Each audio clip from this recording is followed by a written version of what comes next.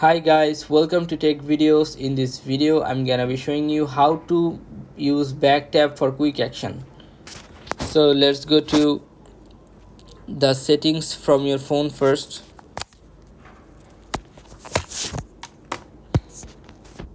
Now scroll down and you'll find here accessibility. Click on this.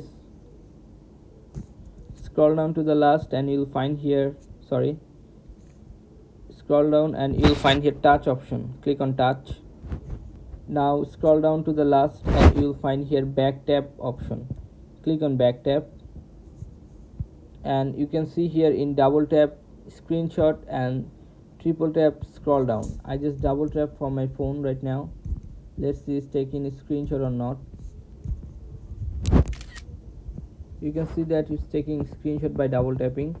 If I triple tap this one, it will scroll down. If I double tap, it will take screenshot.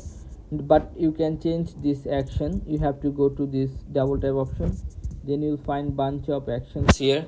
If you double tap, then what will happen? Back switcher, camera, you can tick just any one you want.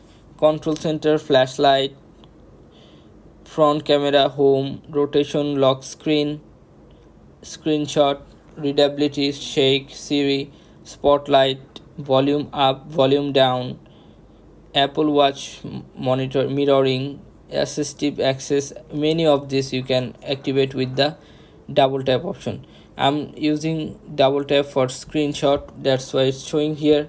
If I double tap from my phone, it will take screenshot. You can see that take screenshot already.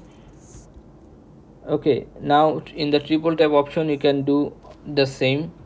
If you go to the switcher, camera, control center, flashlight, front camera, home, lock, rotation, lock screen, mute, notification center, reachability, short, screenshot, shake, Siri, spotlight, volume down, volume up, Apple assisting monitoring. You just need to tick this one and it will do automatically. Okay, this is super simple.